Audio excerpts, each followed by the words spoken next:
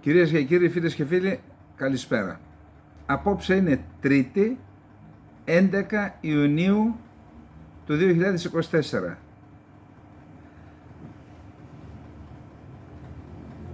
Ευτυχής εκείνοι που είναι πάνω στα έλατα, με αυτόν τον καύσωνα, δυστυχείς εμείς που είμαστε στα χαμελά, που λέμε και κάομες, σας ζέστεν.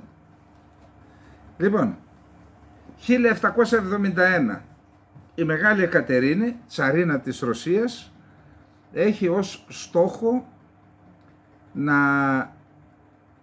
επεκτείνει την επιρροή της, να απελευθερώσει εδάφια από τους Οθωμανούς και να επεκτείνει την επιρροή της στους ορθόδοξους λαούς της νοτιοανατολικής Ευρώπης, της Βαλκανικής. Και έτσι ξεκινάει το σχέδιο να επιτεθούν οι τσαρικές στρατιές στη Βεσσαραβία, εκεί που βλέπετε τώρα Μαριούπολη και τα λοιπά, να τις απελευθερώσουν, αλλά για να πετύχει αυτό το στρατιωτικό σχέδιο διοργανώνεται και μια κίνηση αντιπερισπασμού που έμεινε γνωστή στην ιστορία ως ορλοφικά. 1771 λοιπόν έχουμε τα ορλοφικά στην Ελλάδα και την ίδια στιγμή το άνοιγμα του μετώπου στη Βεσσαραβία και τα δύο γίνονται ταυτοχρόνως. Ο Σουλτάνος υποχρεώνεται να προσανατολίσει δυνάμεις και να καταπνίξει την εξέγερση των Ελλήνων, τη μη σωστά προγραμματισμένη και σχεδιασμένη εξέγερση των Ελλήνων, και έτσι βρίσκουν την ευκαιρία οι στρατιές της τσαρικής Ρωσίας να προελάσουν, να περάσουν το Δούναβι, να φτάσουν στο χωριό Κιουτσούκ Καϊναρτζή που βρίσκεται νοτίως του Ρου του Δούναβι στη σημερινή Βουλγαρία, και εκεί να υπογράψει την ταπεινωτική συμφωνία ο Σουλτάνος, που έμεινε γνωστή στην ιστορία με το όνομα του χωριού, η συνθήκη του Κιουτσούκ Καϊναρτζή. Έχει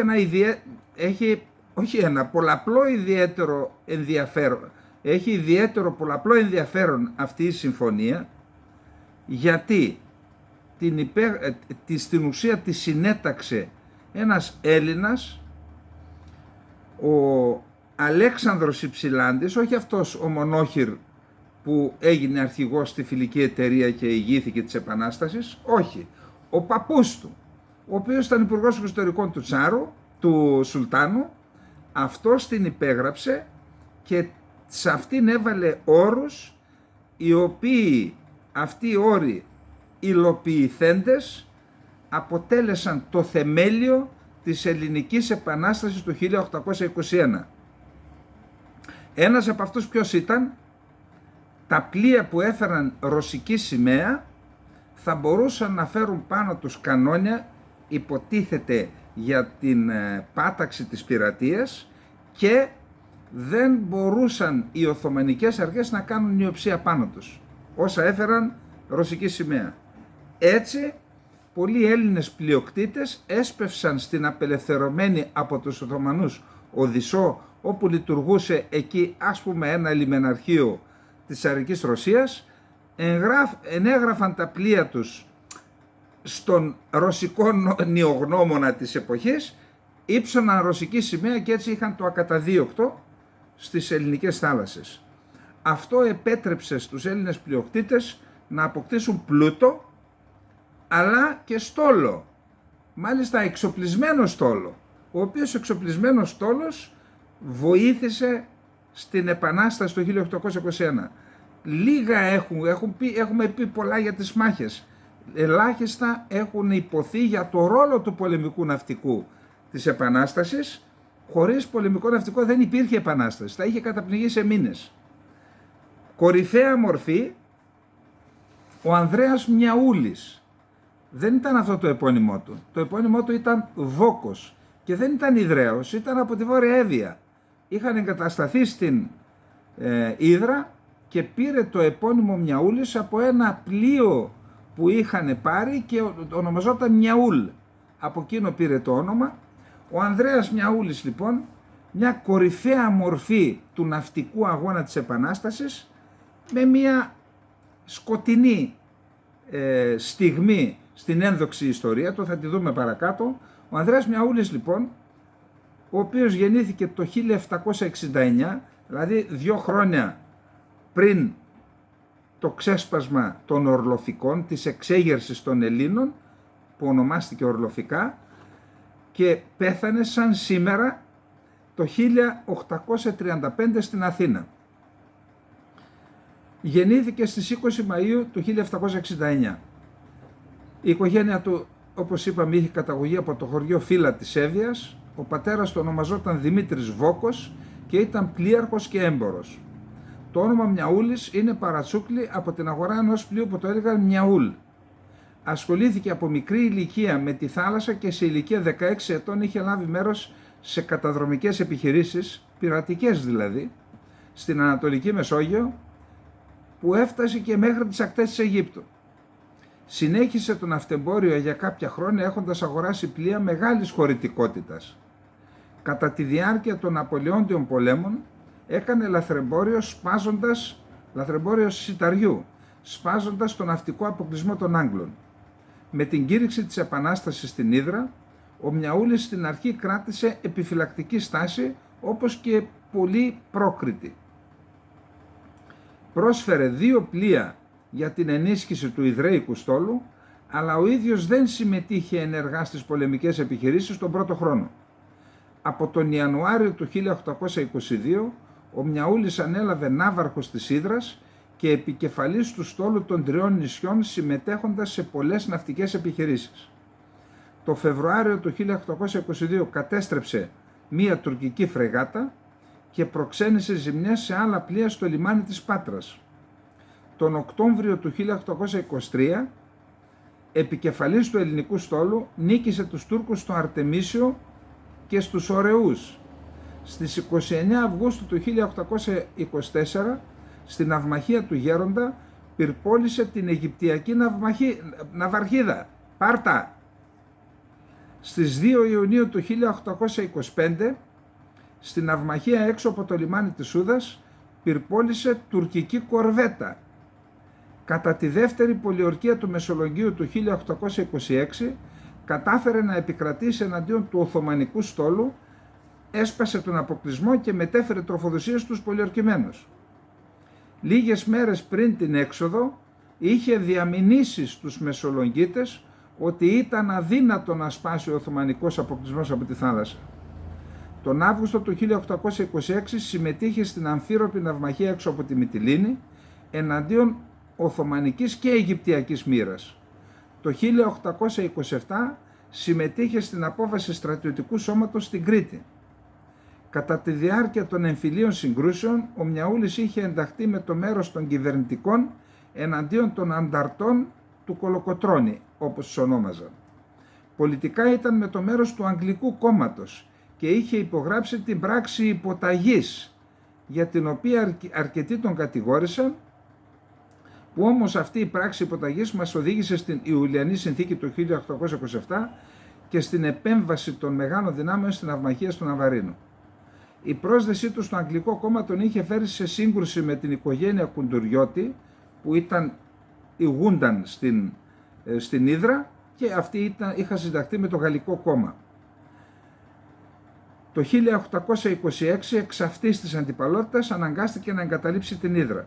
Το 1827, με απόφαση της Τρίτης Εθνοσυνέλευσης, η αρχηγία του στόλου ανατέθηκε στο Λόρδο Κόχραν και ο Μιαούλης υποβιβάστηκε σε πλοίαρχο. Την περίοδο διακυβέρνησης του Ιωάννη Καποδίστρια ανέλαβε τη διοίκηση της ναυτικής μοίρας του Αιγαίου και με αυτήν την ιδιότητα πολέμησε στην τελευταία Ελληνο-Οθωμανική σύγκρουση, 30 Μαΐου 1828 έξω από τη Μυτιλήνη, όπου βυθίστηκαν μία Οθωμανική φρεγάτα και ένα δικάταρτο στον Πάτο. Τον Αύγουστο του 1829 ο Καποδίστριας τον τοποθέτησε στη Γεροσία, από την οποία όμως παραιτήθηκε τον Οκτώβριο του ιδίου χρόνου λόγω διαφωνίας με την πολιτική του Καποδίστρια στις απαιτήσεις των Ιδραίων πλειοκτητών. Ο Μιαούλης αντιπολιτευόταν το καποδιστριακό καθεστώς και συνεργάστηκε με τους παλιούς αντιπάλους του, Κουντουριώτη και Μαυροκορδάτο, εναντίον του Καποδίστρια. συμμετείχε στην κατάληψη, αυτή είναι η μαύρη σελίδα στην ιστορία αυτού του ένδοξου ναυάρχου, θαλασσοκράτορα. Λοιπόν, συμμετείχε στην κατάληψη του ναυστάθμου του Πόρου 14 Ιουλίου 1831, όπου πυρπόλησε τη φρεγάτα Ελλάς και την κορβέτα Ύδρα, μόνοι μας, και έκαμε το δικό μας στόλο. Μετά την εκλογή του Όθανο, ο Μιαούλης ήταν στην τριμελή επιτροπή που πήγε στο Μόναχο για να του παραδώσει το στέμμα. Στη διάρκεια της αντιβασιλείας έγινε επικεφαλής του ναυτικού διευθυντηρίου, ενώ το 1834 διορίστηκε σύμβουλος επικρατείας και γενικός επιθεωρητής του στόλου. Ο Ανδρέας Μιαούλης πέθανε στην Αθήνα σαν σήμερα 11 Ιουνίου του 1835 σε ηλικία 66 ετών. Στην κηδεία του παραβρέθηκε πολιτική, στρατιωτική, θρησκευτική ηγεσία. Θαύτηκε στον Πειραιά στη δεξιά ακτή του λιμανιού, που ορίστηκε ακτή Μιαούλη έκτοτε μέχρι σήμερα. Το 1852 έγινε ανακομιδή των οστών του στην έδρα της Σχολής Ναυτικών Δοκίμων. Ο Μιαούλης ήταν παντρεμένος 3 φορές και είχε αποκτήσει 7 παιδιά με την πρώτη του γυναίκα, παρακαλώ. Οι αναφορές μας στα ιστορικά πρόσωπα που έπαιξαν ρόλο στην απελευθέρωση της Ελλάδας δεν γίνονται έτσι για να κάνουμε ένα πέρασμα. Αυτό πρέπει να μας παραδειγματίζει και να μας εμπνέουν αυτές οι προσωπικότητες. Όχι φυσικά οι ατυχείς στιγμές όπως το κάψιμο, αλλά ήταν ένας γενναίος ναύαρχος, ο οποίος έριξε στον πάτο πολλά τουρκικά και αιγυπτιακά. Τώρα η Αίγυπτος είναι σύμμαχος, αλλά τότε μας έκανε κόλπα και την πλήρωσε. Λοιπόν, και μια που μιλάμε για το Αιγαίο, ξέρετε, έγινε η άσκηση προχθές, η καταιγής 1924. Παρεξηγήθηκαν τα τουρκάκια, ξέρετε. Και δεν παρεξηγήθηκαν έτσι γενικώς, ειδικώς. Ο αντιπρόεδρος του Ρεπουμπλικανικού Κόμματος των Γεμαλιστών, δηλαδή, που είναι και ναύαρχος, παραπονέθηκε, κοιτάξτε τι λέει: απειλή νιώθει η Τουρκία από τις πρόσφατες στρατιωτικές ασκήσεις της Ελλάδας και στον Εύρο, θα κάνω αναφορά μετά εκεί, αλλά και στο Αιγαίο. Η άσκηση καταιγής 24 στο Αιγαίο προκάλεσε την έντονη αντίδραση του Αντιπροέδρου του Κόμματος της Αξιωματικής Αντιπολίτευσης, αντιναβάρχου εν αποστρατεία Γιανκή Μπαρτζίογλου. Σύμφωνα με τον ίδιο, η Ελλάδα προχώρησε σε εκπαίδευση για την ανακατάληψη του νησιού Θήμενα, εγείροντας ο τύπος, ο Τούρκος, ζητήματα κυριαρχίας. Η Ελλάδα διεξήγαγε εκπαίδευση για την ανακατάληψη του κατηρημένου νησιού στο νησιωτικό σύμπλεγμα της Θήμενα στο Αιγαίο Πέλαγος. Η Θήμενα και ορισμένα νησιά στην περιοχή αυτή βρίσκονται στο καθεστώς των νησιών, των οποίων η κυριαρχία δεν έχει παραχωρηθεί στην Ελλάδα. Εκτελούν παρόμοιες εκπαιδεύσεις που ονομάζονται πυρπολιτής. Θυμούνται την πυρπόληση που είπα προχτές, της φρεγάτας. Αρκετά συχνά και συστηματικά.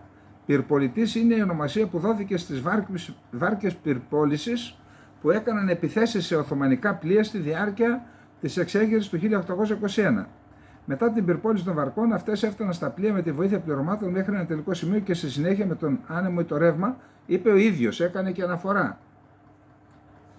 Το κανάλι 7, που είναι το κανάλι της Κωνσταντινούπολης και είναι του Ερντογάν. Αναζωνική κίνηση από την Ελλάδα. Έτσι χάλασαν τη θετική ατμόσφαιρα, ένα βήμα που θα εξοργήσει την Άγκυρα.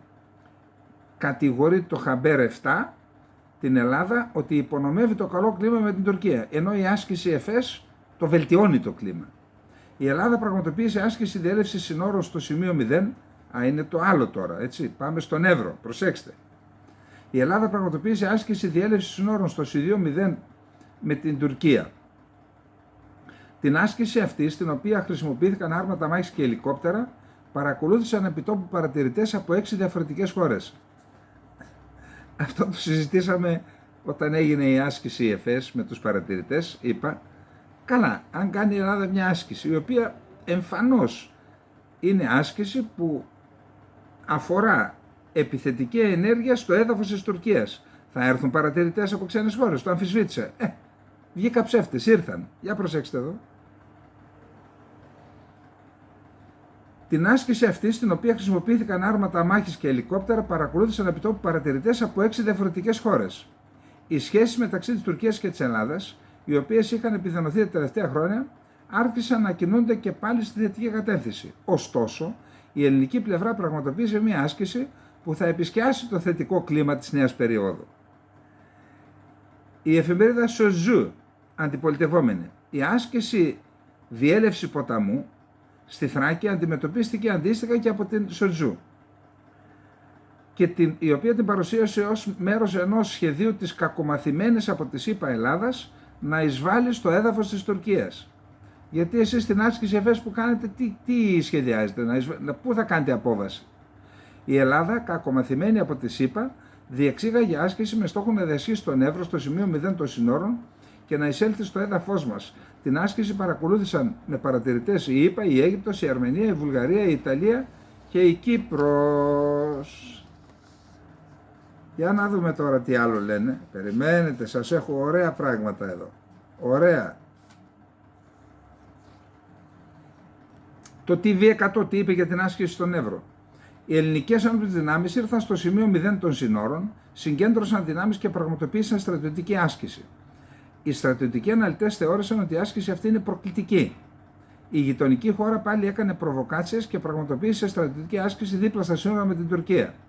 Ο ελληνικός στρατός με τα άρματα μάχης και τα ελικόπτερα ήρθε στο σημείο 0. Στόχος της άσκησης ήταν η διεξαγωγή της επιχείρησης για τη διέλευση των συνόρων με στόχο την Τουρκία. Προέλαση, μέσα!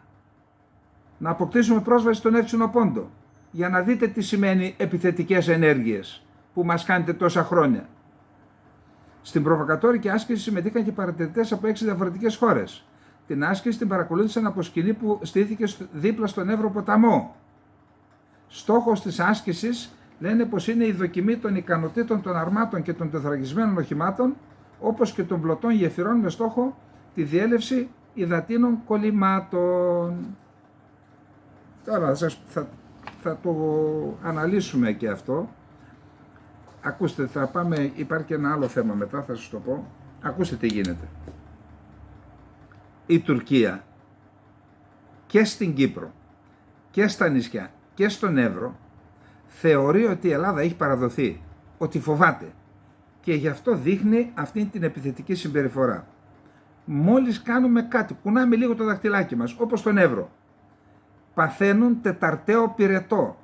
Γι' αυτό εγώ το είπα, όσο επικίνδυνο είναι να υποτιμάς, να υπερεκτιμάς, αλλά τόσο να υποτιμάς. Δεν υποτιμώ τίποτα.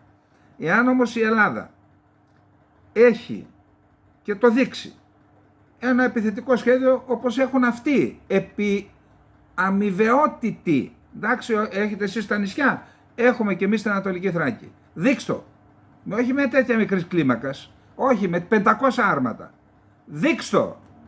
Μόνον από αυτό καταλαβαίνει ο Τούρκος. Ήδη έχουν θορυβηθεί. Σκεφτείτε λοιπόν να γίνει αυτό που έχω πει τόσο καιρό. Να γίνει μια άσκηση μεγάλης κλίμακας, 10.000 αυτοί στην ΕΦΕΣ, 10.000 και εμείς στην Κύπρο. Μεικτή άσκηση ελληνικών ενόπλων δυνάμεων και εθνικής φρουράς. Που η άσκηση αυτή θα έχει προφανώς στόχο την απελευθέρωση του νησιού. Διότι το έχουμε πει, όλες οι ασκήσεις είναι εφαρμογές σχεδίων. Όλες. Δεν γίνεται άσκηση έτσι επειδή μας κάπνισε. Να δείτε μετά τι θα γίνει εκεί κάτω. Να δείτε πώς θα αρχίσουν να στρώνουν και αντί να μιλάνε για αναγνώριση, γιατί ακούω ότι πάνε για αναγνώριση του ψευδοκράτους. Όποτε κάνουν μια τέτοια κίνηση, μετά από μια εβδομάδα πρέπει να κάνουμε εμείς μια άσκηση. Εάν κουνηθείτε, ο τουρκικός στρατός θα καταστραφεί πάνω στο νησί. Όσοι προλάβουν θα φύγουν, θα τους αφήσουμε να φύγουν και δεν θα ξαναπατήσει τουρκικό πόδι αρβίλα Τούρκου στρατιώτη στο νησί. Και δεν σας λέω τίποτα που δεν είναι εφικτό. Όσοι είναι στρατιωτικοί και ξέρουν το έδαφος και το έχουν περπατήσει, καταλαβαίνουν τι λέω. Όταν οι προϋποθέσεις είναι, ενώ επιχειρησιακές, όταν είμαστε επιχειρησιακά έτοιμοι, γιατί θα δείτε παρακάτω ότι η κατάσταση δεν είναι καλή στην εθνική φρουρά. Να γίνει καλή και μετά να κάνουμε αυτό. Τώρα, Έχει και ένα άρθρο σε μια Ισλαμιστική εφημερίδα που αναφέρεται στην στρατηγική συμμαχία που μπορεί να έχει η Ελλάδα με την Ινδία, και αυτό είναι προφανώς ανάλυση από κάποια κρατική υπηρεσία, και λέει ότι θορυβήθηκε η Ινδία για το άρμα μάχης Αλτάι που θα παράγει η Τουρκία και σχεδιάζει να βοηθήσει την Ελλάδα για να αντιμετωπίσει την Τουρκία απειλή, λέει. Εντάξει, τα διαβάζουμε και αυτά. Άρα αυτά για το πρώτο θέμα. Να περάσουμε και στο δεύτερο τώρα, που είναι ένα καμπανάκι. Κρατήστε τα όμως αυτά που είπα, κρατήστε τα. Ο Τούρκος φοβέρα θέλει, φοβέρα. Όσο το φοβόμαστε και όσο υποχωρούν οι πολιτικοί στο Αιγαίο, τόσο ανοίγει η όρεξή τους. Φοβέρα. Αν ξέρουν, πάντα κινούνται εκ του ασφαλούς. Ποτέ δεν έκαναν ρηξικέλευτες ενέργειες. Ποτέ. Αν ξέρουν λοιπόν ότι θα τους κοπεί το χέρι, δεν θα το απλώσουν. Πάμε τώρα να δούμε το θέμα της Κύπρου. Το έχουμε ξαναπεί, ο στρατηγός ο Φίβος Κλόκαρης ήταν στον ελλαδικό στρατό. Στη συνέχεια, όταν αποστρατεύθηκε, πήγε σε κορυφαίες θέσεις και στην Κύπρο και διετέλεσε μάλιστα και αρχηγός και υπουργός άμυνας για μερικούς μήνες από τη θέση από την οποία παραιτήθηκε ο ίδιος. Δυνατός αξιωματικός, δυνατός διοικητής, δυνατός επιτελής, ηθικό στοιχείο με τεράστιες ικανότητες. Μας κάνει ένα καμπανάκι, αφού τα είπε δημοσίως και εγώ τα δημοσιοποιώ, τα έγραψε σε άρθρο στο Φιλελεύθερο. Η στρατιωτική ισχύς της Κυπριακής Δημοκρατίας, η οποία είναι η ημικατεχόμενη από την Τουρκία επί μισό αιώνα και τελεί υπό την άμεση απειλή των τουρκικών δυνάμεων κατοχής, είναι αδικαιολόγητα αποδυναμωμένη και πρέπει να ενισχυθεί επιγόντως, κύριε Χριστοδουλίδη. Άλλα μας έλεγες προεκλογικά. Κύρια αιτία της αποδυνάμωσης είναι η έλλειψη στρατηγικής αντίληψης για την ασφάλεια από τις κυβερνήσεις της Κυπριακής Δημοκρατίας και της ηγεσίας των περισσότερων πολιτικών κομμάτων, που δεν συνειδητοποιούν στο βαθμό που θα έπρεπε την επικινδυνότητα της τουρκικής στρατιωτικής απειλής και υποτιμούν την αξία της στρατιωτικής ισχύως με συνέπειες. Την περιορισμένη δυνατότητα αυτοάμυνας της Κυπριακής Δημοκρατίας. Δύο είναι οι αιτίες. Μεγάλη συμπίεση του προϋπολογισμού και η μείωση της θητείας. Και αυτά επηρεάζουν τους τομείς των εξοπλισμών, της επάνδρωσης, της ετοιμότητας και της ταχείας αντίδρασης και της αμυντικής επάρκειας. 5 τομείς. Ο Χριστοδουλίδης άλλα μας είπε. Είπε θα βάλω το 2%, ο προϋπολογισμός στο Υπουργείο Άμυνας θα φτάσει στο 2% επί του ΑΕΠ και έμεινε στο 1,8%. Και ενώ η Ελλάδα έβαλε το 3,54%, έτσι. Επίσης μείωσε το ποσοστό των εισφορών για την άμυνα από το 30% στο 17%, άλλα έλεγε προεκλογικά.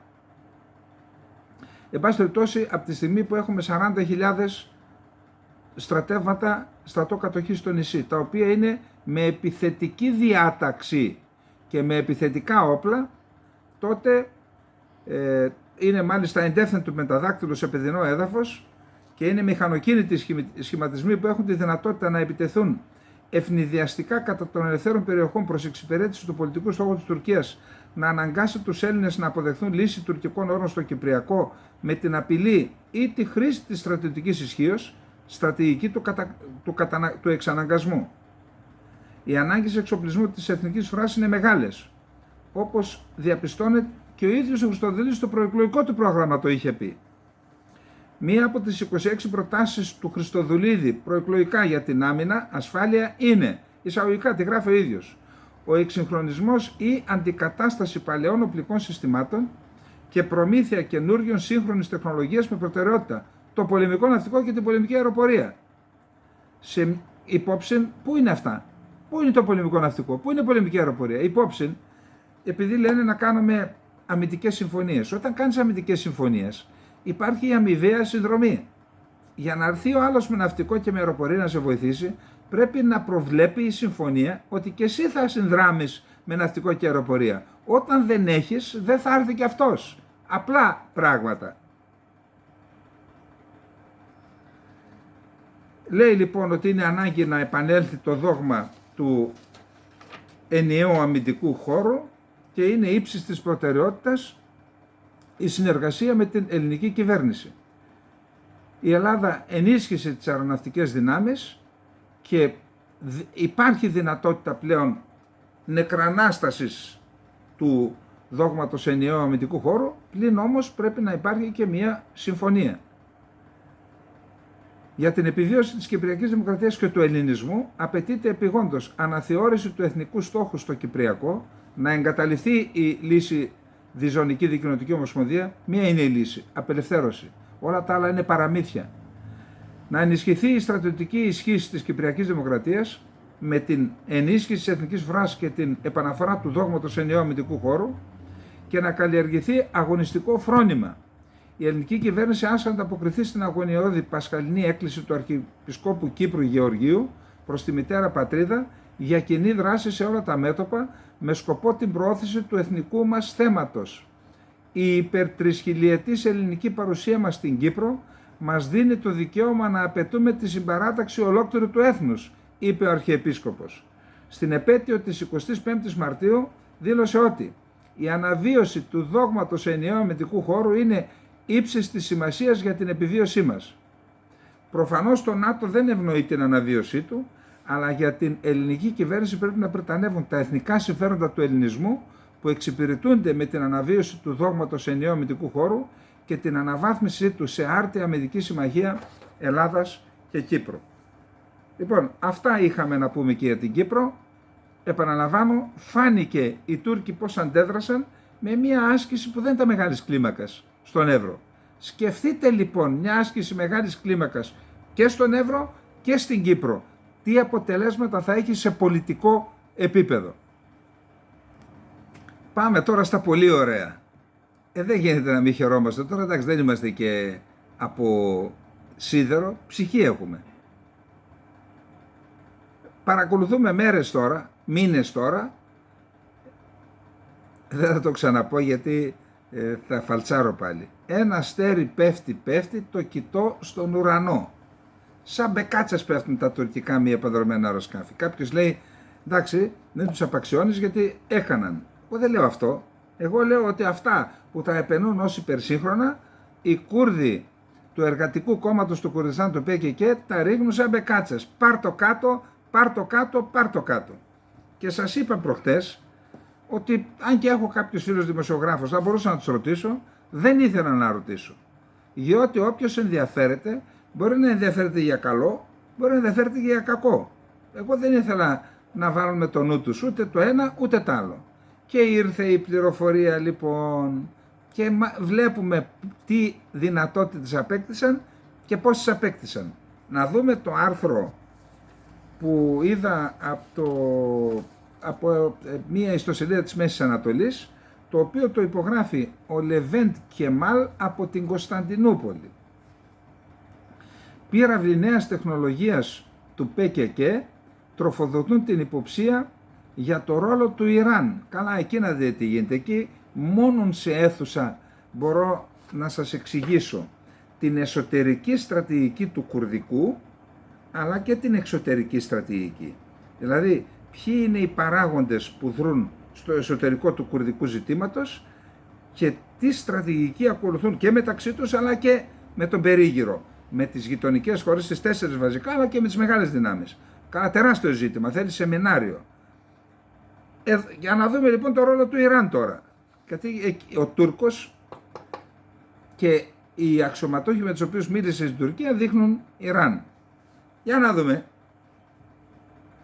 Η Τεχεράνη θεωρείται ύποπτη ότι προμήθευσε πυράβλους εδάφους αέρου σε κουρδική ένοπλη ομάδα, επιτρέποντάς της να καταρρίπτει τουρκικά μη επανδρομένα αεροσκάφη τώρα, αλλά και μαχητικά αεροσκάφη στο μέλλον, λέει.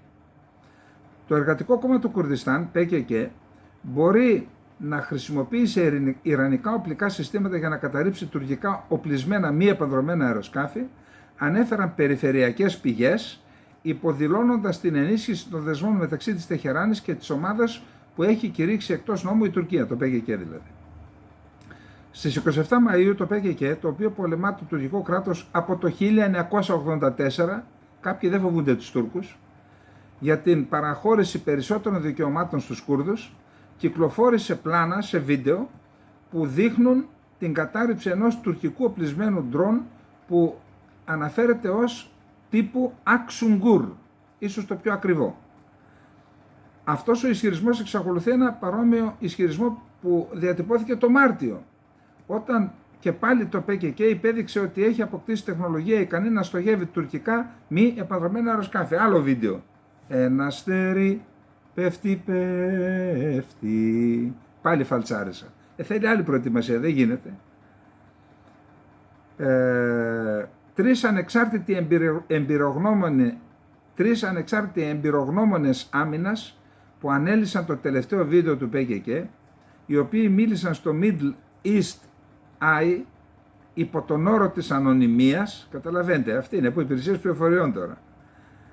Λόγω της ευαισθησίας του θέματος, είπαν ότι είναι πολύ πιθανό το τουρκικό ντρόν να καταρρίφθηκε από τον ιρανικό πύραυλο εδάφους αέρος τύπου 358, γνωστό και ως ντρόν καμικάζι. Δύο ειδικοί παρατήρησαν ότι το 358 είναι ένα σχετικά αργό πυρομαχικό, γι' αυτό μπορεί να μην είναι ορατό στα ραντάρ, επειδή δεν έχει κινητήρα πυράβλων. Πιθανόν κινείται με συσσωρευτές, με ρεύμα. Άρα δεν εκπέμπει θερμότητα, άρα δεν εντοπίζεται. Πετά πολύ αργά και επειδή δεν είναι πυραυλοκίνητο, δεν έχει δηλαδή κινητήρα, αν αστοχήσει προσπαθεί να γυρίσει και να χτυπήσει ξανά το στόχο. Δηλαδή αν προσπεράσει ξαναγυρνάει και ξαναχτυπάει. Είπε ένας ειδικός στον Λεβέντ Κεμάλ. Η Ιρακινή πηγή προσκύμενη στο ΠΚΚ, με την οποία επικοινώνησε το Middle East Eye, ισχυρίστηκε ότι το Ιράν προμήθευσε το σύστημα 358 τμηματικά, δηλαδή έδωσε τα κομμάτια του, το οποίο στη συνέχεια το συναρμολόγησε το ΠΚΚ. Αυτή η διαδικασία, σύμφωνα με την πηγή, συνεχίζεται εδώ και περίπου 2 χρόνια. Και αυτό πιθανότατα συναρμολογείται στην περιοχή νοτίως της Σουλεϊμανίγιας, που είναι η έδρα της Πατριωτικής Ένωσης του Κουρδιστάν, του Ταλαμπανί. Όταν το Middle East Eye πλησίασε πηγές του τουρκικού Υπουργείου Άμυνας, αρνήθηκαν την πάπια οι Τούρκοι, την πάπια, το παπί. Δύο ειδικοί τόνισαν ότι το ΠΚΚ θα χρειαζόταν ένα σύστημα ραντάρ ή παρόμοια τεχνολογία για να χειριστεί τον περιπλανόμενο πύραυλο, δεδομένου ότι τα τουρκικά μη επανδρομένα αεροσκάφη πετούν συχνά σε μεγάλα ύψη, 40.000 πόδια. Δεν πέφτουν με εδάφους αέρος αυτά από τον νόμο φορητά. Πρότειναν ότι εκτός από το Ιράν, η μόνη άλλη οντότητα που μπορεί να παρέχει τέτοιες πληροφορίες για την κίνηση των τουρκικών μη επανδρομένων, λέει, άρα τέτοια ραντάρ έχουν είτε οι Ιρανοί είτε οι Αμερικανοί.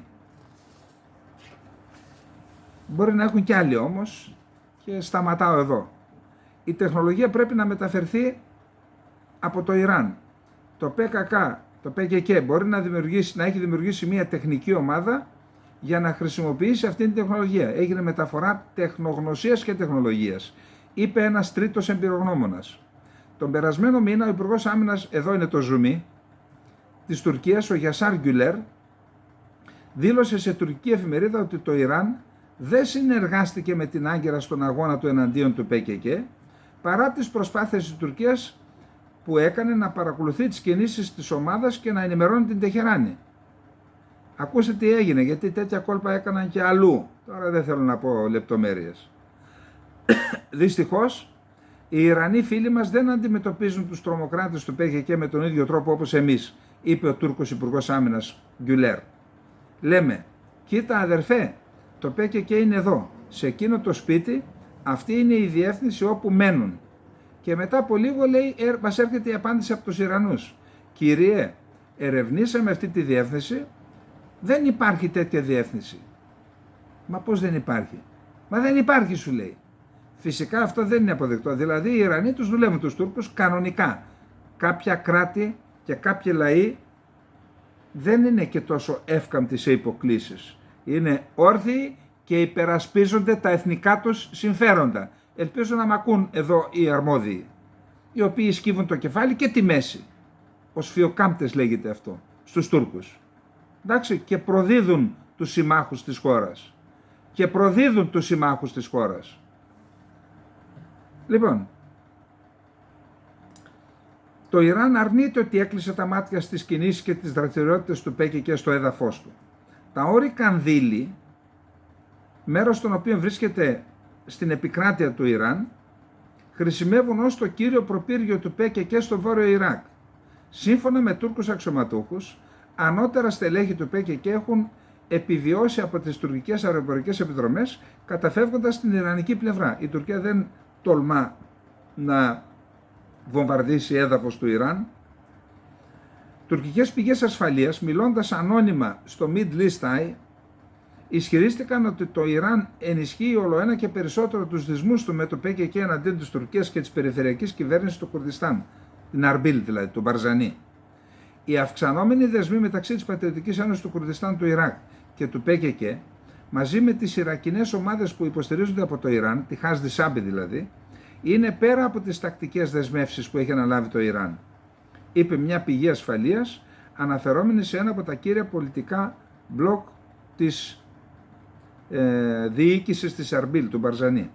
Μια άλλη τουρκική πηγή, εξοικειωμένη με το θέμα, είπε ότι η Άγκυρα παρακολουθεί στενά τις πρόσφατες κινήσεις του Ιράν και των πληρεξουσίων του στο Ιράκ, της Χάσδι Σάμπι, υποπτευόμενοι ότι προσπαθούν να αποσταθεροποιήσουν την περιοχή ως απάντηση στις προσπάθειες προσέγγισης συνεργασίας της Τουρκίας με το Ιράκ.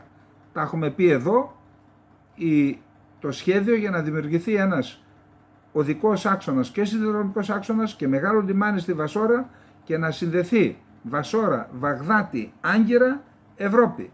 Και από εκεί να είναι ένας μεταφορικός και ενεργειακός άξονας.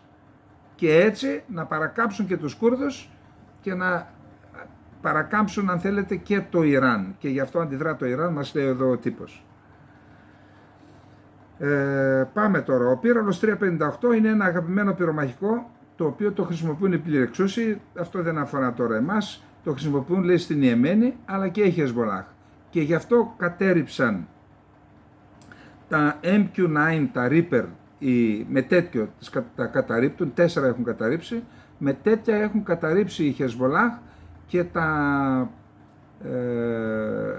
Ισραηλινά, τα οποία είναι στην ουσία σαν το MQ-9 Reaper, τα ίδια είναι, τα Hermes 900.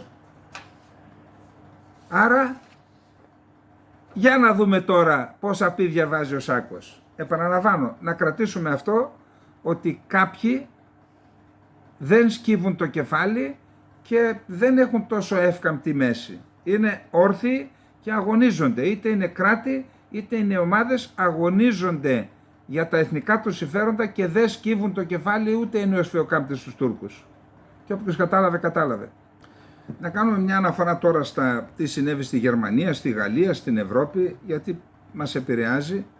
Πάντως, μιλώντας σήμερα με ένα φίλο ανώτατο αξιωματικό της αεροπορίας Απόστρατο, μου λέει, έμπειρος άνθρωπος, μου λέει, εντάξει, λέει, και ποια είναι η εναλλακτική λύση. Μιλήσαμε για τα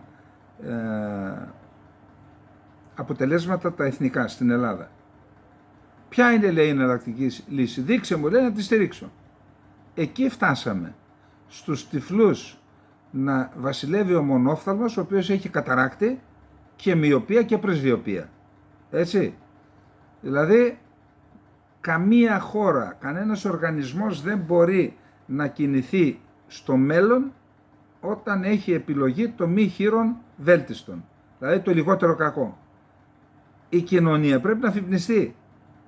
Πρέπει να αφυπνιστεί. Μην περιμένουμε, είναι λάθος αυτό, τραγικό, ο αρχηγοκεντρισμός, αρχηγικά κόμματα, πρωθυπουργικοκεντρικό σύστημα είναι η καταστροφή της χώρας.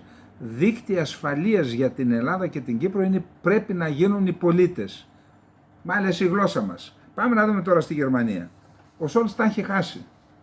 Διότι τα τρία κόμματα που κυβερνούν δεν έχουν όλα μαζί 30%. όσο πήρε δηλαδή, πήραν οι χριστιανοδημοκράτες. Τι γίνεται ρε παιδιά? Και πιέζεται τώρα να εγκαταλείψει ή να πάει σε πρόορες εκλογές ή να παραχωρήσει την καγκελαρία σε ποιον? Στον Πιστόριου, στον Υπουργό Άμυνας, ο οποίος και αυτός έχει άλλα κόλπα στην πλάτη του. Εν πάση περιπτώσει, δεν μπορούμε να συνεχίσουμε σαν να μην συμβαίνει τίποτα, είπε ο Σόλτς στους κυβερνητικούς του εταίρους έπειτα από το αποτέλεσμα των ευρωεκλογών. Είπε δε, επειδή αυτοί συνεργάστηκαν με το Ευρωπαϊκό Λαϊκό Κόμμα στο Ευρωκοινοβούλιο για να στηρίξουν τη Φόντερ Λάιεν, δηλαδή λειτουργήσαν σαν Γερμανοί, λέει, απόφαση για το αν θα στηρίξουμε την Ούρσουλα θα την πάρουμε, λέει, εντός του Ιουνίου. Ανέφερε ότι είναι κακό το αποτέλεσμα. Το τραγικό λάθος που κάνουν είναι οι χαρακτηρισμοί μειωτικοί στα κόμματα που αμφισβητούν τις πολιτικές τους, τις πολεμοκάπηλες πολιτικές τους, και τους τσουβαλιάζουν όλους τους ακροδεξιούς. Τα παίρνει πιο πολύ ο κόσμος και τους ενισχύει πιο πολύ. Θα το δείτε αυτό και στις εθνικές εκλογές. Εντάξει. Εν πάση περιπτώσει, συγγνώμη, πηγαίνουν, επαναλαμβάνω, για να γίνονται κινήσεις να προτείνουν τον Σόλτς, τον Πιστόριος. Ναι, εδώ είμαστε, έτσι, κάτσε λίγο, εδώ. Γεγονός είναι ακόμα ότι και αν ακόμα δεν οδηγηθεί τελικά η Γερμανία σε πρόορες εκλογές, όπως πιέζει η αντιπολίτευση, τίθεται θέμα καγκελαρίου. Σχολιάζουν σήμερα πολλά γερμανικά μέσα, με φωνές ακόμα και εντός της συγκυβέρνησης να κάνουν λόγο για ανάγκη επανεξέταση των δεδομένων και μια συζήτηση χωρίς ταμπού, όπως ανέφερε ο πρώην σοσιαλδημοκράτης αντικαγκελάριος Ζίγμαρ Γκάμπριελ. Και λέει, γιατί βάλετε ο Σόλτς? Από τη μια πλευρά εμφανίζεται ως ο καγκελάριος της ειρήνης και από την άλλη έρει κάθε κόκκινη γραμμή που υπήρχε στη μεταπολεμική γερμανική πολιτική ασφάλειας έναντι της Ουκρανίας και της Ρωσίας. Από την άλλη θέλει να εμφανίζεται ως ο καγκελάριος του κοινωνικού κράτους και ταυτόχρονα στα χρόνια της διακυβέρνησής του η Γερμανία κλήθηκε να θεσπίσει προϋπολογισμούς λιτότητας και περικοπών. Γερμανικά μέσα πάντως ήδη θέτουν το δίλημμα Σόλτς ή Πιστόριος. Ο Πιστόριος είναι ο πιο δημοφιλής αυτή τη στιγμή ανάμεσα στη συγκυβέρνηση. Την ίδια ώρα η εναλλακτική για τη Γερμανία πανηγυρίζει την ιστορική νίκη της, όπως την αποκάλεσε ο συμπρόεδρος του κόμματος Τίνο Χρουπάλα. Ξεπεράσαμε το κόμμα του καγκελαρίου και έτσι ξεκινάει για μας μια καλή εκλογική χρονιά. Βγήκε πρώτη η εναλλακτική για τη Γερμανία σε ένα σύνολο 13 εκατομμυρίων ψηφοφόρων στην Ανατολική Γερμανία. Η εναλλακτική βγήκε πρώτη με 27% και διαφορά 7 μονάδων από τη Χριστιανική Ένωση, από το CDU. Στις δημοτικές εκλογές που διενεργήθηκαν σε 8 κρατήδια, η εναλλακτική πήρε τα 3 κρατήδια. Σαξονία, Βραδεμβούργο και Μεκλεμβούργο Πομερανία. Επίσης, λέει, προμηνύονται νίκες στη Θουρινγκία, στη Σαξονία και στο Βραδεμβούργο σε εθνικές εκλογές, όπου μπορούν να εκλέξουν και τους τοπικούς πρωθυπουργούς.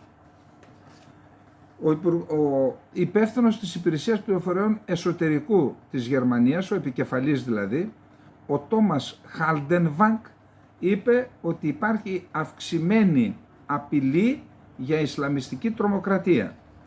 Οι κύριες αιτίες, καταρχάς,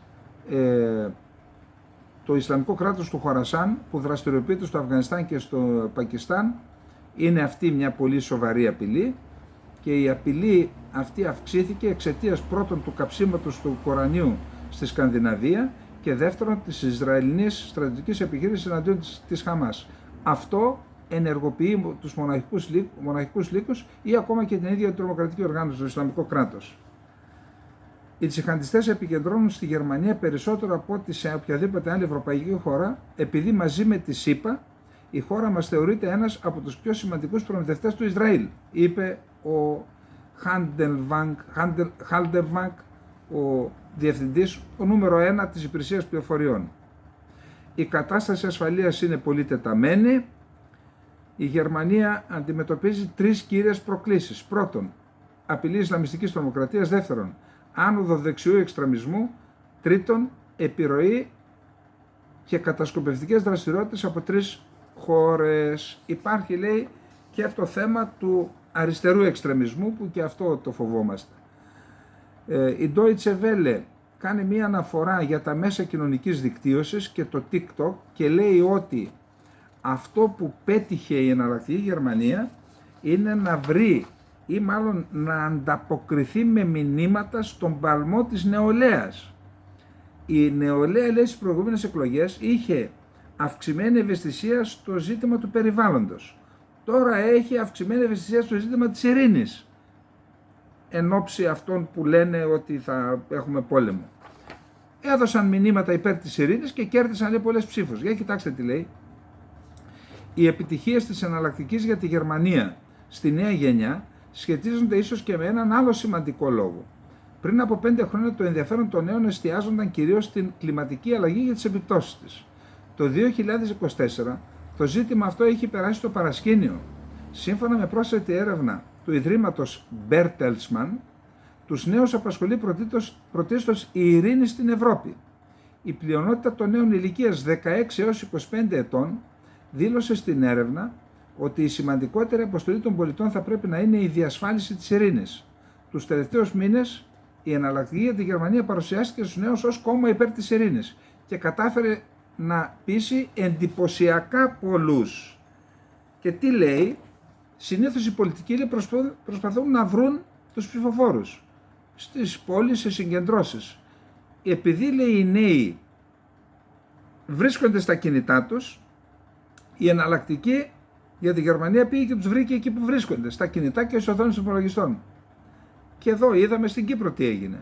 Ο άνθρωπος που έχει ένα κανάλι με 2,5 στο YouTube με 2,5 εκατομμύρια ακολούθους βγήκε τρίτο κόμμα. Ένα άτομο. Δημοκρατικός Συναγερμός, ΑΚΕΛ, τρίτο κόμμα. Άσχετα με όλα τα άλλα, έκοψε και τη δεύτερη έδρα από το ΑΚΕΛ και δεν βγήκε ο Κζιλ-Γιουρέκ, ο οποίος ήταν δούριος ύπος της άγκυρας του τουρκικού ναζιστικού κράτους μέσα στο Ευρωκοινοβούλιο. Και υπάρχει και ένα ενδιαφέρον άρθρο που μιλάει ότι το τρίγωνο της Βαϊμάρης μπορεί να σταματήσει τη διάλυση της Ευρώπης. Και το τρίγωνο της Βαϊμάρης είναι Παρίσι, Βερολίνο, Βαρσοβία. Ενδιαφέρον άρθρο, δεν έχουμε χρόνο, ψάξτε να το βρείτε στο Infognomon πολιτικά. Πολύ ενδιαφέρον, όχι ενδιαφέρον. Και πάμε να δούμε τώρα τι γίνεται στο Ισραήλ. Το Συμβούλιο Ασφαλείας του ΟΗΕ χθες. Εγώ δεν μπορώ να καταλάβω τι έγινε πραγματικά. Τώρα ήθελε πολύ ψάξιμο για να καταλάβουμε τι ακριβώς έγινε. Πάντως, τείνω να καταλήξω στο συμπέρασμα ότι οι Αμερικανοί, επειδή δεν μπορούν να συνεννοηθούν με τον Νετανιάχου, του την έφεραν μέσω Συμβουλίου Ασφαλείας. Εκεί τείνω να καταλήξω. Και καταλήγω σε αυτό το συμπέρασμα γιατί δέχθηκαν την απόφαση του Συμβουλίου Ασφαλείας και η Χαμάς και ο Μπλίνκε που είναι στο Ισραήλ σήμερα συναντήθηκε και με τον Γκάντς και με τον Γιαΐρ Λαπίν. Δηλαδή πάνε να σδριμώξουν τον Νετανιάχου. Να δούμε. Εκτός και αν είναι κανένα παιχνίδι του Ισραήλ με την Αμερική, να χώσουν, να απελευθερώσουν τους περισσότερους ομήρους από τη Χαμάς και μετά να συνεχίσουν να αποτραβηχτεί, γιατί κάτι τέτοιο κενό υπάρχει εκεί μεταξύ της πρώτης και της δεύτερης φάσης. Θα το δούμε σε λίγο λοιπόν. Πάμε να δούμε τι γίνεται. 14 μέλη του Συμβουλίου Ασφαλείας ψήφισαν ναι, η Ρωσία απήχε.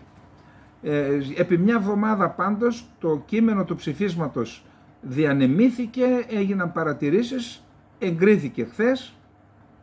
Το ψήφισμα χαιρετίζει τη νέα πρόταση κατάπαυσης του πυρός, την οποία το Ισραήλ αποδέχθηκε και καλεί τη Χαμάς να την αποδεχθεί και προτρέπει και τα δύο μέρη να εφαρμόσουν πλήρως τους όρους της, χωρίς καθυστέρηση και χωρίς προϋποθέσεις. Περιμένουμε από τη Χαμάς να συμφωνήσει στη συμφωνία κατάπαυσης του πυρός που ισχυρίζεται ότι θέλει, είπε η πρέσβυρα των ΗΠΑ στον ΟΗΕ, Λίντα Τόμας Γκρίνφιλντ, στο Συμβούλιο πριν από την ψηφοφορία. Κάθε μέρα που περνάει, ο άσκοπος πόνος συνεχίζεται. Προσέξτε, το ψήφισμα αναλύει λεπτομερώς την πρόταση και διευκρινίζει ότι εάν οι διαπραγματεύσεις διαρκέσουν περισσότερο από τις 6 εβδομάδες, η πρώτη φάση προβλέπει 6 εβδομάδες πλήρη κατάπαυση του πυρός. Εάν όμως οι διαπραγματεύσεις πάνε πέρα από τις 6 εβδομάδες, η κατάπαυση θα επεκταθεί όσο διαρκούν οι διαπραγματεύσεις. Τώρα, η Χαμάς χαιρέτησε την υιοθέτηση του ψηφίσματος από το Συμβούλιο Ασφαλείας του ΟΗΕ, διαμηνύοντας ότι είναι έτοιμη να συνεργαστεί με τους μεσολαβητές σε ό,τι αφορά την εφαρμογή των όρων της συμφωνίας. Το Παλαιστινιακό Ισλαμιστικό Κίνημα χαιρετίζει το ψήφισμα του Συμβουλίου Ασφαλείας και επιθυμεί να επιβεβαιώσει την προθυμία του να συνεργαστεί με τους αδελφούς μεσολαβητές για την έναρξη έμεσων διαπραγματεύσεων σχετικά με την εφαρμογή των όρων της συμφωνίας, αναφερόμενοι στην οριστική κατάπαυση του πυρός στη λωρίδα της Γάζας και στην πλήρη αποχώρηση των Ισραηλινών δυνάμεων από το θύλακα. Πρώτη φάση. Άμεση και πλήρης κατάπαυση του πυρός με απελευθέρωση ομήρων συμπεριλαμβανομένων γυναικών, ηλικιωμένων και τραυματιών, επιστροφή λειψάνων ομήρων που έχουν σκοτωθεί και από την άλλη πλευρά ανταλλαγή με Παλαιστινίους κρατουμένους. Επιπλέον, αποχώρηση των Ισραηλινών ενόπλων δυνάμεων από κατοικημένες περιοχές της Γάζας, αποκατοικημένες προσέξτε, επιστροφή όλων των Παλαιστινίων στα σπίτια και στις γειτονιές σε όλη τη Γάζα και ασφαλή αποτελεσματική διανομή ανθρωπιστικής βοήθειας. Αυτή είναι η πρώτη φάση, 6 εβδομάδες, 42 μέρες. Δεύτερη φάση προβλέπει μόνιμο τέλος των εχθροπραξιών με αντάλλαγμα την απελευθέρωση όλων των υπολείπων ομήρων που βρίσκονται ακόμη στη Γάζα και την πλήρη αποχώρηση των Ισραηλινών δυνάμεων από όλη τη Γάζα. Όχι μόνο από τους κατοικημένους τόπους, από όλη τη Γάζα. Τρίτη φάση, ένα πολυετές σχέδιο ανοικοδόμησης της Γάζας και εγκατάσταση μιας κυβέρνησης κτλ. Εάν οι διαπραγματεύσεις, είπαμε, διαρκέσουν εντάξει, το ψήφισμα απορρίπτει κάθε προσπάθεια δημογραφικής ή εδαφικής αλλαγής στη λωρίδα της Γάζας. Εδώ αυτό χτυπάει για το Ισραήλ. Συμπεριλαμβανομένων οποιονδήποτε ενεργειών που μειώνουν το έδαφος του θύλακα. Ακλώνει τη δέσμευση του Συμβουλίου στο όρομα της λύσης δύο κρατών, όπου δύο δημοκρατικά κράτη, το Ισραήλ και η Παλαιστίνη, ζουν δίπλα-δίπλα ειρηνικά εντός ασφαλών και αναγνωρισμένων συνόρων, σύμφωνα με το διεθνές δίκαιο και τα σχετικά ψηφίσματα του ΟΗΕ.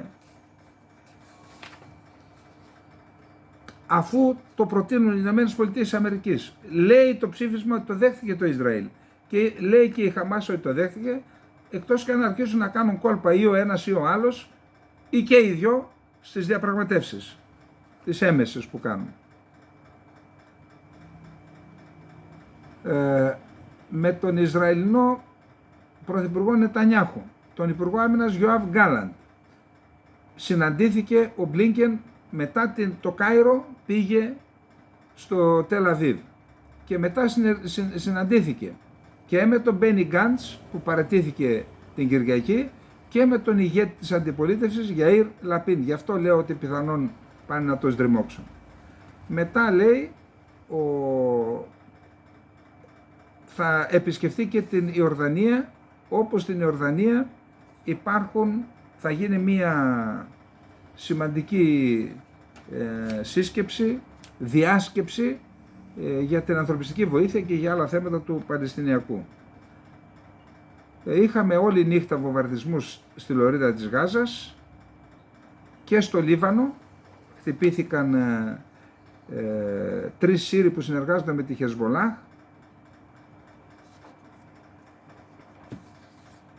Αυτά, δεν έχουμε τίποτα άλλο. Πάμε να δούμε. Το Κοινοβούλιο του Ισραήλ ψήφισε νωρίς σήμερα το πρωί υπέρ της αναβίωσης ενός αμφιλεγόμενου νομοσχεδίου, το οποίο στηρίζει ο Νετανιάχου, αλλά όχι και ο Υπουργός Άμυνας, για τη στρατιωτική θητεία των υπερορθόδοξων Εβραίων.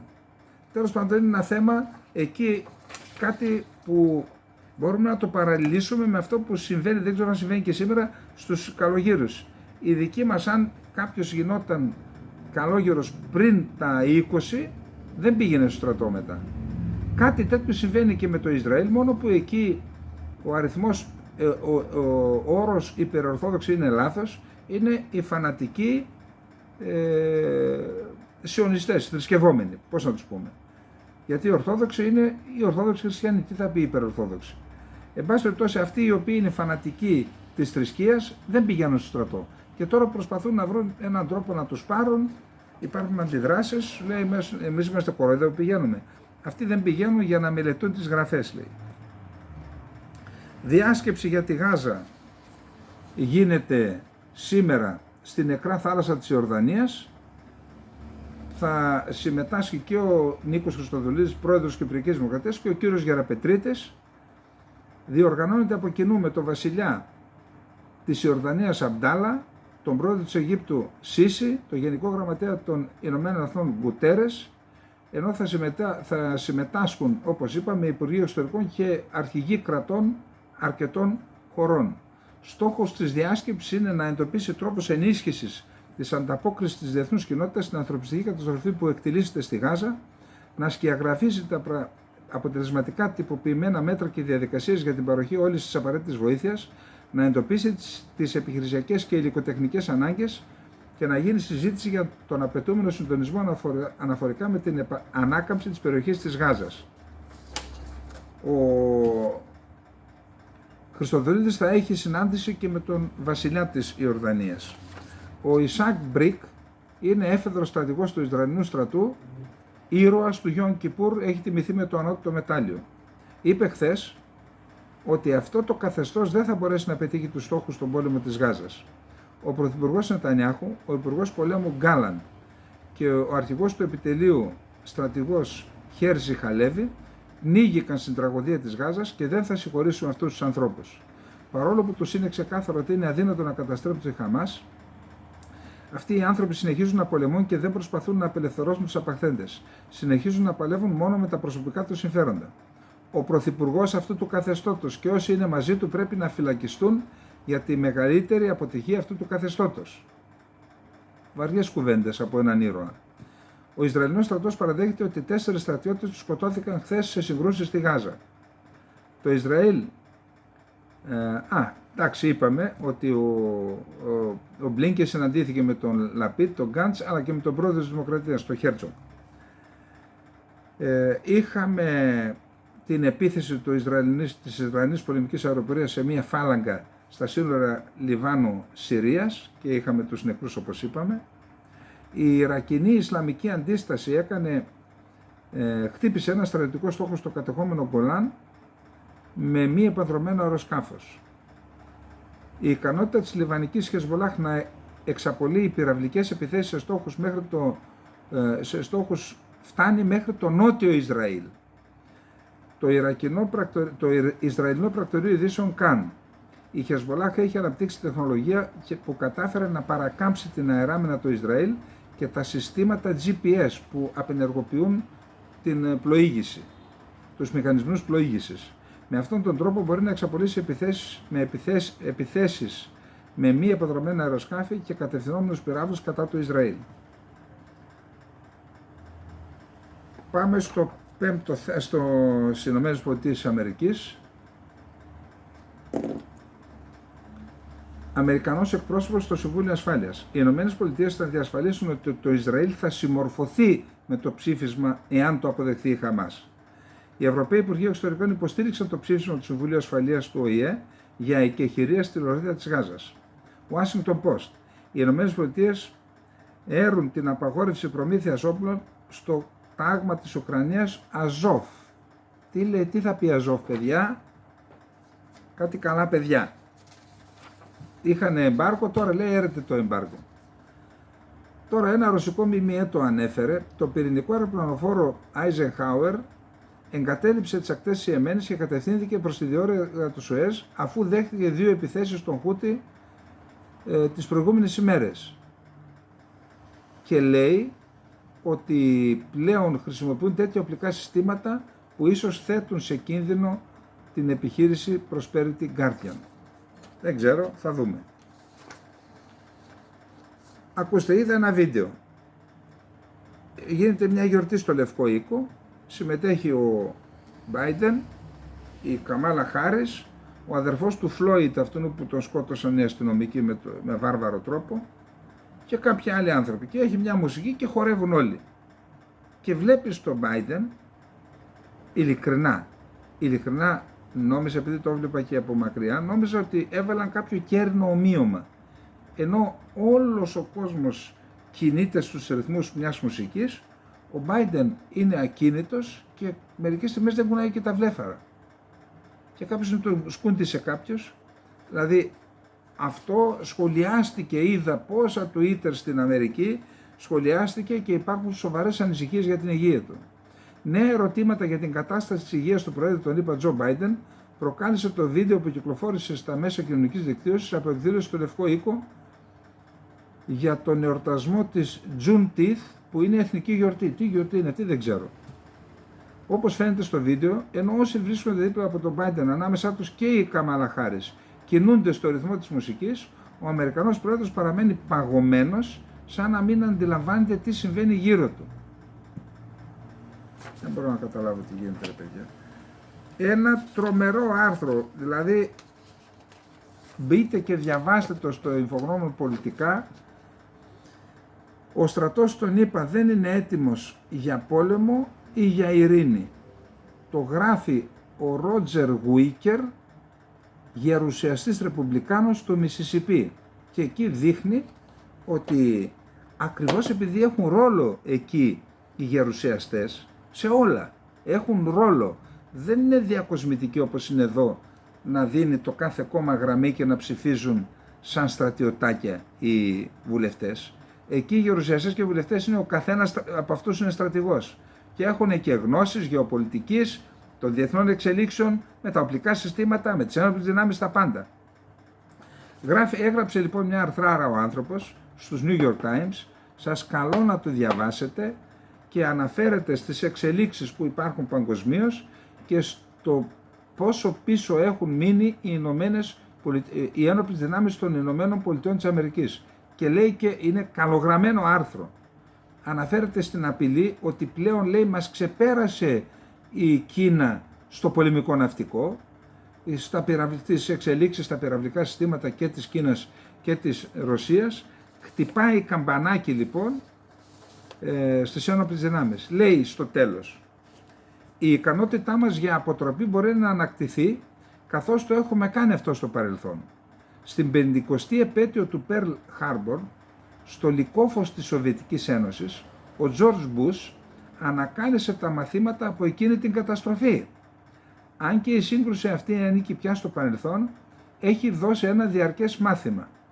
Όταν πρόκειται για την εθνική άμυνα, το να τερματίζεις δεύτερος σημαίνει να τερματίζεις τελευταίος, κύριε Μητσοτάκη, κύριε Γεραπετρίτη, κύριε Δένδια και όλοι εσείς που αποφασίζετε για τη χώρα. Όταν τερματίζεις δεύτερος, προσέξτε, όταν πρόκειται για την εθνική άμυνα, το να τερματίζεις δεύτερος σημαίνει τερματίζεις τελευταίος. Η ανάκτηση της αμερικανικής δύναμης θα είναι δαπανηρή, αλλά η μάχη σε έναν πόλεμο και χειρότερα η ήττα είναι πολύ πιο δαπανηρή. Πρέπει να ξεκινήσουμε μια εθνική συζήτηση σήμερα για το πώς θα πετύχουμε τη δημιουργία ενός ειρηνικού ευημερούντος 21ου αιώνα υπό την ηγεσία των ΗΠΑ. Το πρώτο βήμα είναι μια επένδυση στο στρατό των ΗΠΑ. Εδώ εμείς, ξέρετε πότε πήραμε απόφαση, σωστά έγιναν αυτά τα βήματα από την κυβέρνηση Μητσοτάκη? Όταν μας εξευτέλισαν οι Τούρκοι επί 93 μέρες στην Ανατολική Μεσόγειο με το Roots Race. Τότε είδαν τις αδυναμίες και λένε, παιδιά, θα εξευτελιστούμε, θα πέσουμε εμείς, θα καταρρεύσει το, διότι σε τέτοιες κρίσεις καταρρεύει το πολιτικό σύστημα και δεν ξέρουμε τι γίνεται μετά. Και έτσι ξεκινήσαμε. Responsible statecraft. Οι ενέργειες των ΗΠΑ συμβάλλουν στην κλιμάκωση της έντασης με τη Ρωσία. Και λέει ότι η άδεια που δώσαμε ο δημοσιογράφος ο Blaise Malley, λέει, η άδεια που δώσαμε στην Ουκρανία να χρησιμοποιεί τα όπλα μας δεν θα αλλάξει την πορεία του πολέμου. Διότι τέτοια οπλικά συστήματα είχαν ήδη οι Ουκρανοί και ήδη έκαναν προσβολές. Γιατί? Διότι δεν ανατρέπουν δύο βασικά ζητήματα. Την αδυναμία σε προσωπικό, έλλειψη προσωπικού που έχει, που δεν μπορεί να καλυφθεί με τα όπλα, κάτι προσφέρει πάντως, αλλά δεν, και δεύτερον, τη δύναμη πυρός. Στη δύναμη πυρός, λέει, συνεχίζει να έχει πλεονέκτημα. Και ο κίνδυνος είναι ότι παρότι ο Λευκός Οίκος λέει δεν είμαστε εμπλεκόμενο μέρος, με αυτήν την ενέργεια γινόμαστε εμπλεκόμενο μέρος στον πόλεμο. Πάμε γρήγορα γιατί έχουμε στο τέλος ωραία πράγματα. Ωραία. Guardian. Οι προειδοποιήσεις για μια αυξανόμενη πυρηνική απειλή ακούγονται πιο συχνά και πιο επίμονα λόγω των ξαφνικών αλλαγών στις πολιτικές των κυρίων δυτικών συμμάχων της Ουκρανίας.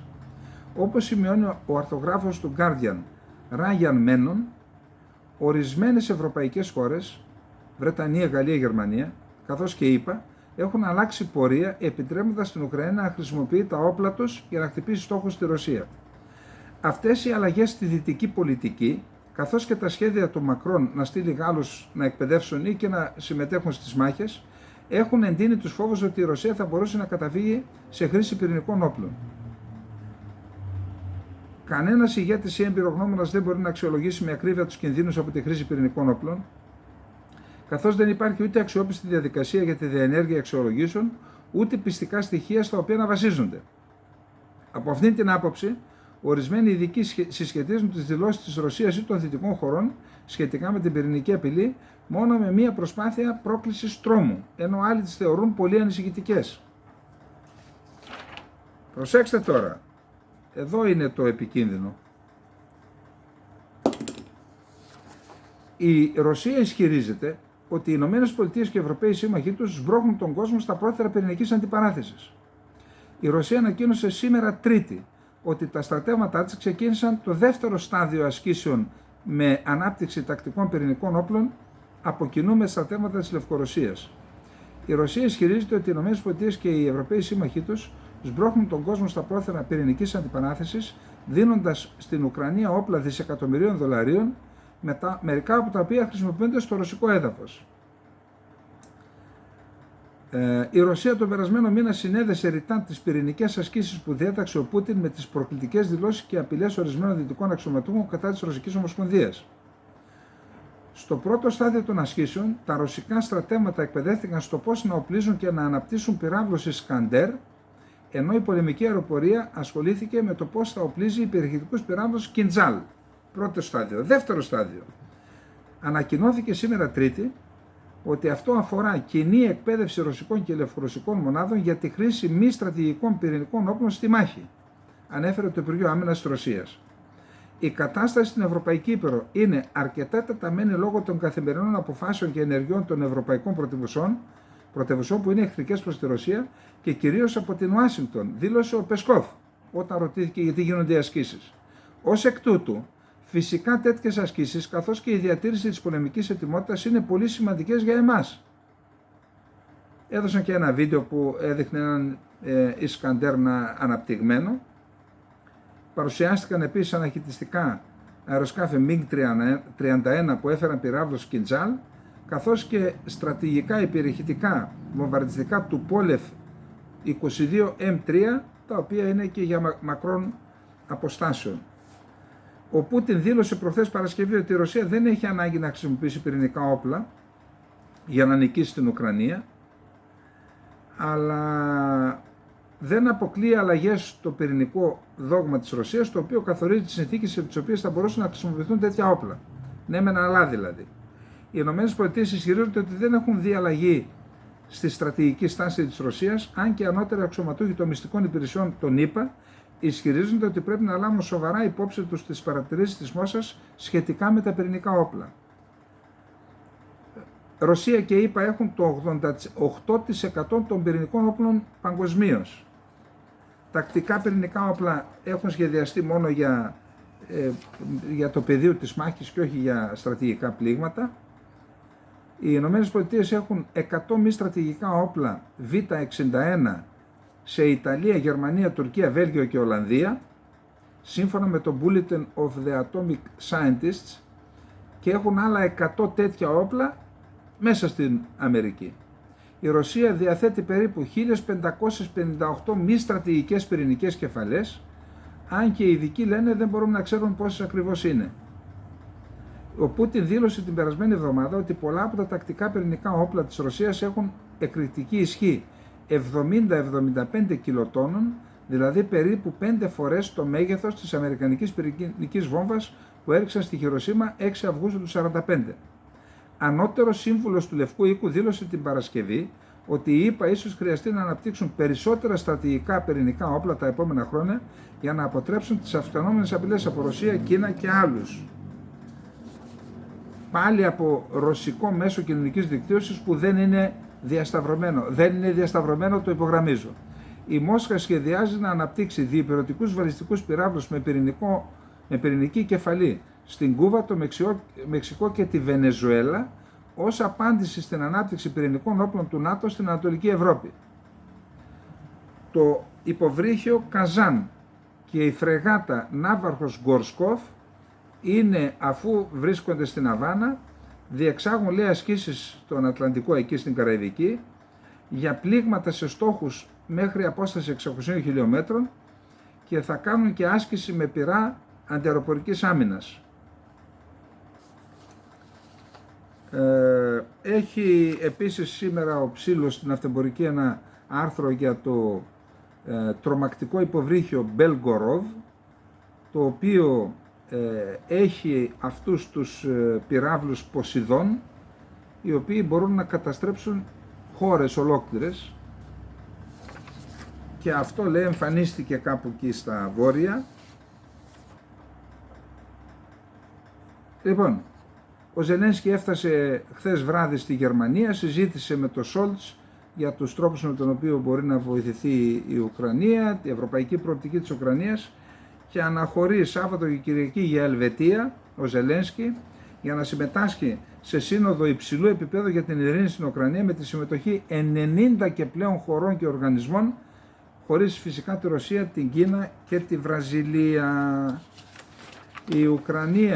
Στην Ουκρανία η Ρωσία, δηλώνουν οι Ρώσοι ότι κατέλαβε 2 χωριά, την Αρτέμοφκα στο Λουγκάνσκ και την Τίμκοβκα στο Χάρκοβο. Ο διοικητής της FSB, Αλεξάντερ Μπορντνίκοφ, δήλωσε ότι οι ρωσικές μυστικές υπηρεσίες έχουν τεκμηριώσει την εμπλοκή της στρατιωτικής υπηρεσίας του εφερών της Ουκρανίας στην επίθεση, την πολύ νεκρή επίθεση τρομοκρατική του Ισλαμικού κράτους στο Κρόκους. Ο Πούτιν ανακοίνωσε απόπειρες ουκρανικών επιθέσεων εναντίον αγωγών φυσικού αερίου που μεταφέρουν φυσικό αέριο από τη Ρωσία στην Τουρκία, και είπε, αυτό ήταν τώρα καρφί για τον Ερντογάν.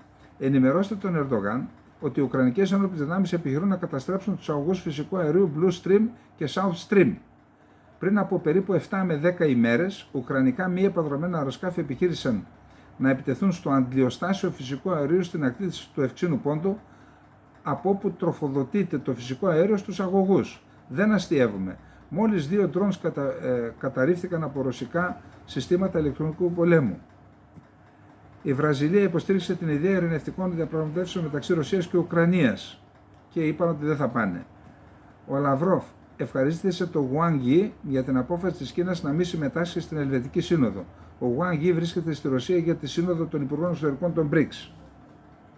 Η Κίνα είναι έτοιμη να συνεργαστεί με τη Ρωσία προκειμένου να ενισχύσει τη στρατηγική εταιρική σχέση στο πλαίσιο των BRICS και θα υποστηρίξει την προεδρία αυτού του οργανισμού, δήλωσε ο Wang Yi στη συνάντηση με τον Λαυρόφ. Η Κίνα δεν συμβουλεύει κανέναν να υποτιμήσει την αποφασιστικότητα και την ικανότητα του Πεκίνου να υπερασπιστεί την εδαφική ακεραιότητα. Στέλνει μηνύματα στις ΗΠΑ.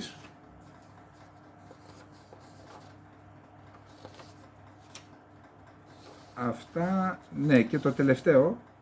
Ο εκπρόσωπος του Κρεμλίνου Πεσκόφ ανακοίνωσε ότι ο Πούτιν θα δεχθεί απόψε τον Υπουργό Εξωτερικών της Τουρκίας Χακάν Φιντάν. Ο Φιντάν βρίσκεται στη Ρωσία για να συμμετάσχει ως παρατηρητής στη Σύνοδο των BRICS στην πόλη Νίζνη Νόβγκοροντ της Ρωσίας, στο περιθώριο της Συνόδου των Υπουργών Εξωτερικών BRICS που θα γίνει σήμερα 11 Ιουνίου. Συνάντησε ήδη τον Λαυρόφ, τον Σοϊγκού και τον Αρίσκιν, τον γραμματέα του Ρωσικού Συμβουλίου Ασφαλείας Σοϊγκού και τον επικεφαλής της Ρωσικής Υπηρεσίας Πληροφοριών Αρίσκιν. Θυμήθηκε τα παλιά του ο Φιντάν. Επίσης παρέστη σε εκδήλωση που διοργάνωσε ο Ρωσοτουρκικός Σύνδεσμος Επιχειρηματιών στη Μόσχα. Η Ελλάδα απούσα. Η Τουρκία δέχεται 5, 6, 7 εκατομμύρια Ρώσους τουρίστες, 7 εκατομμύρια Γερμανούς τουρίστες. Αν παίρναμε εμείς 3 εκατομμύρια Ρώσους τουρίστες, θα έμεναν στην Ελλάδα 5 δισεκατομμύρια ευρώ. 5 δισεκατομμύρια, γιατί οι Ρώσοι ξοδεύουν. τα δίνουμε να αιμοδοτήσουμε την Τουρκία, καταλάβατε. Και έγινε δεκτή, λέει, η δήλωση, ευχαρίστως η δήλωση του Φιντάν, με ευαρέσκεια την δέχθηκαν οι Ρώσοι, ότι η Τουρκία μπορεί να, αν είναι για το καλό της Τουρκίας, μπορεί να γίνουμε μέρος των BRICS. Λοιπόν, αυτά είχαμε να πούμε για απόψε, αργήσαμε κιόλας, να είμαστε όλοι καλά. Θυμηθείτε, ο Τούρκος μόνο από φοβέρα καταλαβαίνει, και αφήστε τα κόλπα, κύριε Μητσοτάκη και κύριε Γεραπετρίτη, στο Αιγαίο, αυτά που είπαμε χθες, αφήστε τα, δεν θα σας βγουν σε καλό, ούτε για την πατρίδα μας, αλλά ούτε και για εσάς. Γιατί που ξέρετε, μπορεί κάποια στιγμή να βγει μια κυβέρνηση στην Ελλάδα και να ζητήσει ευθύνες. Και αυτά περί νόμου περί ευθύνης υπουργών, αυτά δεν ισχύουν όταν πρόκειται για εθνικά θέματα. Λοιπόν, αυτά. Λοιπόν, πού είναι το κανάλι? Έχουμε πέσει, παιδιά, έχουμε πέσει. Δεν φταίτε εσείς φυσικά, φταίει, μας έβγαλαν από την πρίζα. Οπότε θέλουμε τη βοήθειά σας παντιοτρόπως. Πάμε. Καληνύχτα.